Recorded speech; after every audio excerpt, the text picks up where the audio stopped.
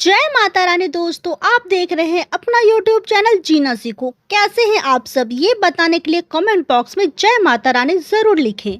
सबसे पहले दोस्तों, शक्ति के महापर्व शारदीय नवरात्रि की आप सभी को ढेर सारी शुभकामनाएं। माता की कृपा हम सभी पर बनी रहे, इसी कामना के साथ दोस्तों सभी भक्त माता के आगमन की तैयारी में जुटे हुए हैं। दोस्तों आज इस वीडियो में मैं आपके साथ बहुत ही महत्वपूर्ण जानकारी शेयर करने जा रही हूँ। देखिए, महिलाओं के लिए माँ की उपासना का ये महापर्व होता है और अगर ऐसे में कुछ महिलाएं मासिक धर्म में गुजर रही हो तो मन में सवाल आता है कि इस बार वो माता का शारदीय नवरात्रि में व्रत पूजन कैसे करेंगी। दोस्तों जब हम शारदीय नवरात्रि का व्रत शुरू करते हैं तो एक संकल्प के साथ करते हैं कि अगले 3 सालों तक हम व्रत करेंगे या अगले 5 सालों तक करेंगे या अगले 7 सालों तक हम ये व्रत को करेंगे। तो इस तरह के संकल्प के साथ हम व्रत को शुरू करते हैं और ऐसे में शारदीय नवरात्र शुरू हो रहे हैं तो व्रत के पहले या बीच में या आखिर में कभी भी अगर हम मासिक धर्म से गुजर रहे हो तो कैसे हम अपने व्रत संकल्प को पूरा करें कि हमारा व्रत खंडित ना हो।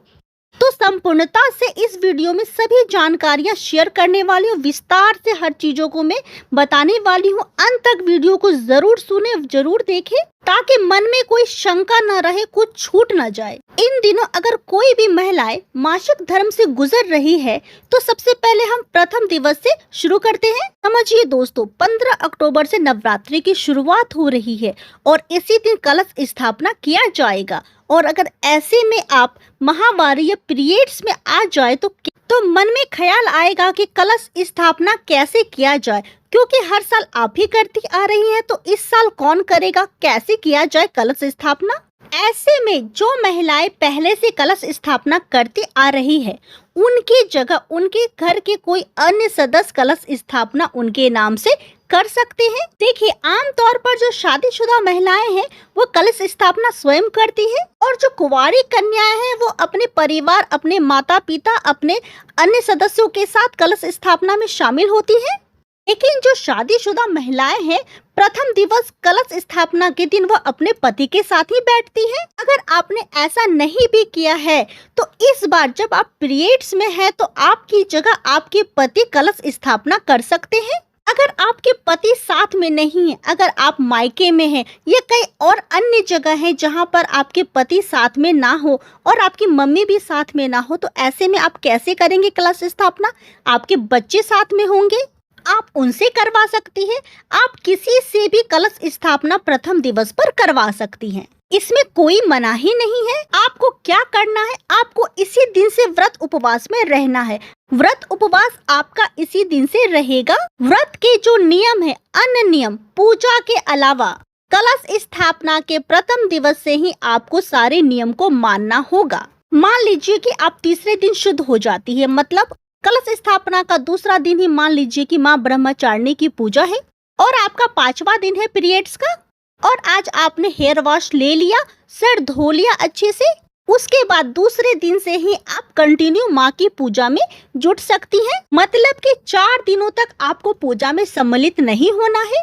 5वें दिन से यानी कि पीरियड्स का 5वां दिन से जैसे ही आप शुद्ध हो जाएंगी, चौथे दिन ही आपको हेयर वॉश ले लेना है और 5वें दिन से आप माता की पूजा में सम्मिलित हो जाएंगी। अब दोस्तों दूसरा तरीका ये हो सकता है कि मान लीजिए आपके घर में कोई और व्यक्ति नहीं है आपकी जगह पूजा करने के लिए, ऐसे में आप बाहर से किसी आचार्य को बुलाकर कलश स्थापना करवा सकती हैं। अब ये भी संभव नहीं है क्योंकि आचार्य तो पूजा कर चले जाएंगे, कलश की देखरेख कौन करेगा, शाम की आरती कौन करेगा। तो ऐसे में आप अपने पूजा आचार्य को दे सकती हैं कि इस बार वो आपकी जगह आपके लिए कलश स्थापना करे, पूजा करे। किसी भी जगह वो कर सकते हैं या मंदिर में कर सकते हैं या वो अपने घर में भी इस पूजन को कर सकते हैं। ऐसा होता है कि आप इस स्थिति में आप अपने आचार्य से अपने पूजन करवा सकती हैं। तो आप बाहर से किसी आचार्य को भी बुलवाकर कलश स्थापना करवा सकती हैं। घर के कोई अन्य सदस्य कर लेते हैं तो बहुत अच्छा है। 5वें दिन कोई भी महिला शुद्ध होकर पूजन अर्चन में लग सकती है। लेकिन दोस्तों 5 दिनों के पहले 4 दिनों तक भी आपको व्रत के सारे नियम में रहना है। अब दोस्तों, कोई भी महिला कलश स्थापना कर चुकी है और उनके 2 दिन 3 दिन या कुछ दिन बीत चुके हैं और उसके बाद वो मासिक धर्म में आ जाए तो अब क्या करे?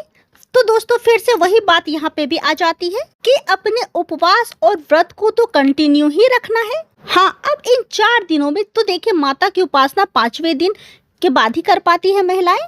तो इन 4 दिनों में आपकी पूजा आपके बदले कोई और जारी रखेगा। जैसे आपके पति हैं, आपके बच्चे हैं, आपकी माँ है, कोई भी। कलश स्थापना की जो पूजा होती है वो प्रथम दिवस की होती है। बाकी हम रोजाना माँ को भोग लगाते हैं, सुबह के दीपक करते हैं, शाम की आरती करते हैं। और जो पाठ होता है वो आपके बदले कोई और कर सकता है। आपको दूर बैठकर सिर्फ श्रवण करना होता है, आप उसे दूर बैठकर सुन सकती है। अगर आपके बदले मान लीजिए कि आपने दुर्गा सप्तशती पाठ का संकल्प लिया हुआ है, आप हर साल करती है, 3 पाठ आपने कर लिया और उसके बाद आप पीरियड्स में आ गई, तो आप आगे की कैसे 4 पाठ करेंगी? तो आपके बदले वो पाठ भी आपके हस्बैंड कर सकते हैं। अगर वो नहीं कर पा रहे हैं तो फिर 5वें दिन जब आप शुद्ध हो जाएंगी, उसके बाद बचे हुए पाठ आपको पूर्ण कर लेने चाहिए। मान लीजिए आप 1 दिन में 2 दिन में नहीं कर पा रही हैं तो 2 दिन 3 दिन में करें। अष्टमी और नवमी में हम हवन करते हैं तो अष्टमी और नवमी तक आपको पाठ को पूरा कर लेना है। इसमें कोई दिक्कत नहीं है, ये भी आपका व्रत पूर्ण माना जाएगा। अब दोस्तों, एक बहुत ही महत्वपूर्ण बात ये होगी कि अगर नवरात्रि के आखिर के दिन में अगर कोई महिलाएं मासिक धर्म में आ जाए तो वो कन्या पूजन कैसे करेंगी अपना हवन। यह एक वाजिब सी बात है कि कलश स्थापना के साथ ही हम नवरात्रि की शुरुआत करते हैं, तो हवन और कन्या पूजन के साथ ही इसका समापन भी करते हैं। तो ऐसे में क्या किया जाए? मन में कई शंकाएं, कई सवालें उठते हैं। अब ऐसे में देखिए, अगर आपके घर में कोई और अन्य सदस्य है तो आप उनसे भी हवन और कन्या पूजन करवा सकती हैं, इसमें भी कोई दिक्कत नहीं है। और अगर कोई नहीं है तो अब क्या करें? ऐसे में दोस्तों, खास तौर से कन्या पूजन के लिए कन्या पूजन का जो पैसा है उसको आप अष्टमी या नवमी की तिथि में निकाल कर रख लीजिए। अगर आपकी जगह कोई कन्या पूजन कर देता है तो वो उन पैसों का उपयोग कर लेगा अष्टमी या नवमी तिथि पर। अगर नहीं हो पाता है तो फिर क्या करें? आप जब भी शुद्ध हो जाती है तो आप कन्याओं को उपहार दीजिए, भोजन करवाइए उन पैसों से। इसी ध्यान से कि नवरात्रि में कन्या पूजन आपका रह गया था, तो अब आप इस कन्या पूजन को पूर्ण कर रही हैं। कन्याओं को उपहार देकर, भोजन करवाकर, माँ स्वरूपा मानकर आप ये काम बाद में भी कर सकती है। लेकिन पैसे आपको अष्टमी या नवमी तिथि में निकाल कर रख लेने हैं पहले से। अब हवन, देखिए, आपके घर में कोई भी सदस्य हो, आप बिना हवन के व्रत नहीं खोल सकती, बिना हवन के पारण नहीं कर सकती। हवन तो आपको करवाना ही होगा। आपके घर के किसी भी सदस्य से, किसी भी इंसान से आपको हवन करवाना है। अगर आपके घर में कोई सदस्य नहीं है तो आप आचार्य को बुलवाकर छोटा सा हवन जरूर करवा लीजिए। उसके बाद ही आप कलश को विसर्जन कर सकेंगी और व्रत को खोल सकेंगी, मतलब कि आप शारदीय नवरात्रि का पारण कर सकती हैं। तो बहुत ही जरूरी ये जानकारी थी जो मैंने आपके साथ शेयर की। अब दोस्तों, इन पूरे 9 दिनों में अगर आप कभी भी मासिक धर्म में गुजर रही हैं तो आपको मोटा मोटी इन बातों का ध्यान रखना है।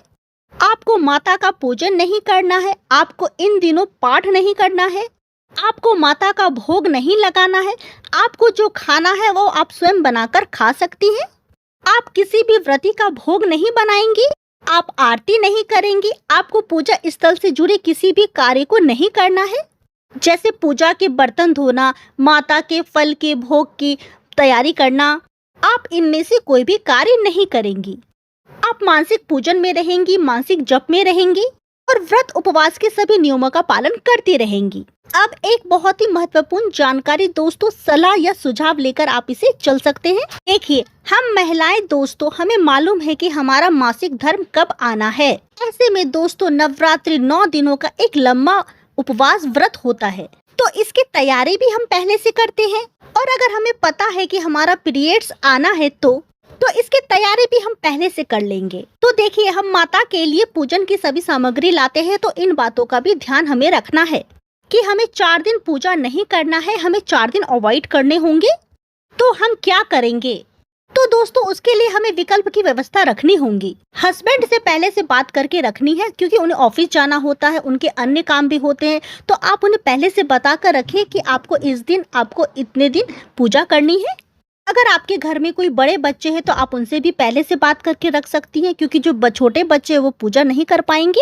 ऐसे में आपको किसी पंडित या आचार्य से बात करके रखनी है कि वो आपके घर आए, पूजा पाठ करे, सुबह का आरती, शाम का आरती, सुबह का भोग, शाम का भोग आपको लगा कर दे।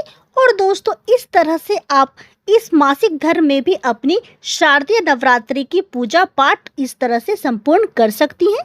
और इस तरह से इस व्रत को खंडित भी नहीं माना जाएगा और यह व्रत पूर्ण माना जाएगा। तो यह एक बहुत ही महत्वपूर्ण जानकारी जो हमसे और आपसे जुड़ी हुई है। बहुत सारे मन में सवाल आते हैं, इसलिए दोस्तों मैंने ये वीडियो पहले ही शेयर कर दिया है, ताकि मन में जो भी शंकाएं हैं इस वीडियो के देखने के बाद आपकी वो शंकाएं दूर हो सके। इसी आशा के साथ इस वीडियो को मैं यहीं पे समाप्त करती हूँ। दोस्तों जानकारी पसंद आए तो वीडियो को लाइक और चैनल को सब्सक्राइब करना बिल्कुल ना भूलें, क्योंकि हम आपके लिए आगे भी ऐसी ही ढेर सारी महत्वपूर्ण जानकारियां लाते रहेंगे। ओम नमः शिवाय, जय माता रानी दोस्तों।